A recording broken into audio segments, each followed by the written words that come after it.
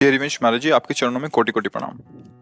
हे गुरुदेव, कुछ दिन पूर्व मेरे शरीर के एक पुत्र ने आत्महत्या कर लिया था। आपके सत्संग एवं कृपा के प्रभाव से घटना मुझ पर तो बहुत अधिक हावी नहीं हो पाई, परंतु घर की परिस्थितियां, विशेषकर शरीर की पत्नी और अन्य पुत्र अधिक विचलित हैं। हे गुरुदेव, मैंने आपसे सुना है कि शरणागत के जीवन में जो कुछ भी अच्छा बुरा होता है, परिणाम उसका मंगल ही होता है, परंतु अल्पमति होने के कारण ये भय होता है कि कहीं मैं भटक ना जाऊं। महाराज जी, आपसे करवत प्रार्थना है, जिससे श्री जी के चरणों में, मेरे गुरु चरणों में अगाध भक्ति हो, ऐसी आज्ञा करें। देखो, जीव कर्म विवश होकर के आता है और कर्म विवश होकर के ही जाता है। हम लोग उसे अपने संबंध में देखने के कारण प्रियता लगा लेते हैं। मेरा पुत्र है, मैं इसके बिना कैसे जी सकता था, यदि भगवान की शरण में था तो भगवान ने इसकी रक्षा क्यों नहीं की। हम भगवान की शरण में तो कर्म बंधन भी मिटा सकते थे। ऐसा एक बार भागवत, श्रीमद् भागवत में चित्रकेतु नाम के राजा थे। बहुत सी रानियां थी और उनके कोई संतान नहीं थी और बड़े धर्म से चलते थे। जब धर्मात्मा पुरुष किसी संकट में होता है तो उसे महात्मा का सानिध्य प्रदान किया जाता है। ये सृष्टि का क्रम है। जब किसी वास्तविक धर्म में चलने वाला होगा तो उसको किसी न किसी महात्मा का सानिध्य प्रदान कर दिया जाता है। तो देवर्षि नारद जी और अंगिरा जी पधारे तो चित्रकेतु उदास चित्त बैठे हुए थे। तो कहा कि आप ऐसे उदास कैसे? जो धर्म का ज्ञान रखता है, धर्म से चलता है, उसके चेहरे पर उदासी ठीक नहीं होती। तो उनका, महाराज, इस समय मेरा मन पुत्र मोह से युक्त है। मुझे संतान चाहिए, आपका ज्ञान उपदेश नहीं। संतान मिलेगी तो मेरे को शांति मिलेगी, आपके उपदेश से नहीं। तो मुस्कुरा दिए। ममता रथ सन ज्ञान कहानी व्यर्थ ही जाती है, सिद्धांत है उनका। वैसे राजन, आपके भाग्य में पुत्र सुख है नहीं, पूर्व कर्मानुसार आपको पुत्र सुख नहीं है। तो उनका, अब हम भाग्य की बात नहीं जानते, अब आपको भगवान ने भेजा है, आपको पुत्र देना ही होगा। तो उनका, तथास्तु। सर्व सामर्थ्यशाली महात्मा है, पर आपको हर्ष और शोक दोनों की प्राप्ति होगी। इस शब्द को नहीं समझ पाए और राजी हो गए। कुछ समय बाद बड़ी रानी कीर्ति, श्रुति कीर्ति जो थी, उनसे गर्भ रहा और पुत्र हुआ। अब तो बड़ा आनंद, बड़ा आनंद। जो और रानियां थीं, उन्होंने देखा अब राजा सीधे उसी महल में जाते, क्योंकि पुत्र का उत्साह। और बड़ी रानी तो हर समय, जो समय राजकाज से, वो बड़ी रानी के महल में। अब ईर्ष्या ने वो रूप धारण किया कि सब जो और थी वो सब जल गई। उन्होंने कहा कि क्या उपाय किया जाए? महाराज तो हमारी तरफ मुड़ते भी नहीं, हमारे महलों की तरफ सीधे। बोले, हम सबके बीच में एक ही बाधा है, वो बालक। जब से वो आया तब से, अगर वो, बोले हाँ ठीक, तो एक पर्सनल दासी को तैयार कर लिया, अर्थ आदि का प्रलोभन दे के, और दुग्ध में जहर मिलाकर रानी की अनुपस्थिति में पिला दिया और नवजात शिशु मर गया। रानी जब लौट के आई, देखा शरीर नीला, हाहाकार मच गया। फिर राजा को जब खबर गई तो पछाड़ खा के गिर गए, दौड़ते आए। वो विकल थे, मैं प्राण त्याग दूंगा, अब तो जीवन। उसी समय देवर्षि नारद जी, अंगिरा जी फिर आ गए। तो उनका, महाराज, बोले आपको याद होगा हमने कहा था हर्ष और शोक दोनों प्राप्त होंगे। हर्ष ये पुत्र हुआ और शोक की जीव का इतना ही केवल संस्कार था। बोले, हमें जब होता है ना, अपनापन होता है ना, तो फिर बोले, महाराज हमें ज्ञान एक बार हमें पुत्र से मिला दो, फिर वो चला जाए। बोले, ऐसा? मंत्र बल से युक्त थे, आकर्षण किया, जीवात्मा सामने आई। बोली, बेटा इस शरीर में आ जाओ, एक बार अपने पिता को देख लेने दो। तो ये पिता जानते हो कौन है? वो जीव बोला, अरे कई बार मेरी पत्नी बना, कई बार मैं इसका बाप बना, कई बार।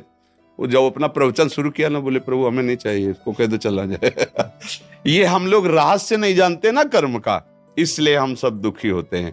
एक दृष्टांत से ही समझ में आता है। दो मित्र थे, वो बंबई गए, व्यापार नौकरी करेंगे। पहले होटल में नौकरी की, धीरे धीरे थोड़ा धन आया, थोड़ा व्यापार करना शुरू किया। ऐसा व्यापार चला कि उन्होंने खुद होटल खोल लिया, बड़ा होटल, लाखों रुपया कमाई दोनों मित्र की। अब एक मित्र ने विचार किया कि एक को अगर मार देते तो पूरे होटल का मालिक मैं हो जाऊंगा। और उसको विश्वास था कि हमारा दोस्त है, उसने जहर मिला दिया, वो मर गया। कुछ दिन बाद वो अपने घर आया तो उन गांव वाले ने पूछा, तो बोले हमारे साथ थोड़ी कर रहे थे, हमारे साथ चले थे पर वो अलग चले गए थे, हमें पता नहीं वो कहाँ चले गए, कैसे रहे। अब तो होटल में खूब पैसा आ रहा, जमीन खरीदी, मकान बनाया, सुंदर ब्याह किया।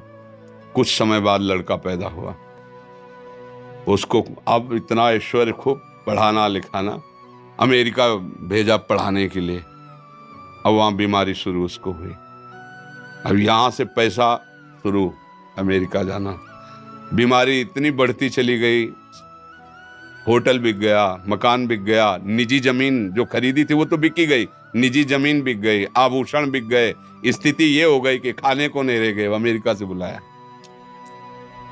गोद में रख के रो रहे थे कि अब प्राण के सिवा हमारे पास कुछ नहीं बचा। तो उनका पिताजी, मैं आपसे बात करना चाहता हूँ, माता जी सबको अलग कर दीजिए। अलग किए तो बोले पहचाना, भगवत स्मृति से उसको पहचाना, मैं तुम्हारा वही दोस्त हूं जिसे कोई नहीं जानता, और जहर दिया था, हमारी ही संपत्ति हिस्से से बड़े थे ना, आज मैं तुम्हें सर्वनाश करके जा रहा हूं, मेरा वियोग और संपत्ति का वियोग तुम किसी काम की नहीं रहे। पधार गए। कर्म अवश्यमेव भोक्तव्यम कृतम कर्म। अभी हम आप तिलक लगाए बैठे हैं, लेकिन कल हमने जो किया है, जो फसल बोई है, वो तो काटना पड़ेगा ना। तो हमें धैर्यपूर्वक रहना चाहिए। उस जीव का इतने ही समय तक और ऐसी ही गति होनी थी, और मुझे उसे दुख भोगना था। वो राधा राधा राधा, आगे बढ़ो, ये भगवत मार्ग है, आगे बढ़ो, उसकी चिंता मत करो। जितने समय, ये सरकारी खेल है, जिस ऑफिस में, जिस बंगला में, जिस गाड़ी में जितने मिनट के लिए आदेश है, उसके बाद तुम उसका, तुम्हारी वो गाड़ी नहीं, तुम्हारा बंगला नहीं। जैसे सरकारी आदमी को ले दिया जाता, ये बंगला, ये गाड़ी व्यवस्था, सरकारी आदमी है, तो वो चाहे जितना आप उसकी बड़ाई करो कि वाह साहब आपका बंगला तो बहुत जोर का बंगला जोर का नहीं है, किसी भी समय हमें फोन आ सकता है कि इस समय तुम्हारा ट्रांसफर वहां कर दिया गया है। हमारा बंगला गाड़ी, बस ये जो गाड़ी मिली है ना, ये जो बंगला मिला है ना, ये सरकारी बंगला है। काम करो और इसके बाद इससे निकलना ही पड़ेगा। जिस समय फोन आएगा ना, भागना ही पड़ेगा।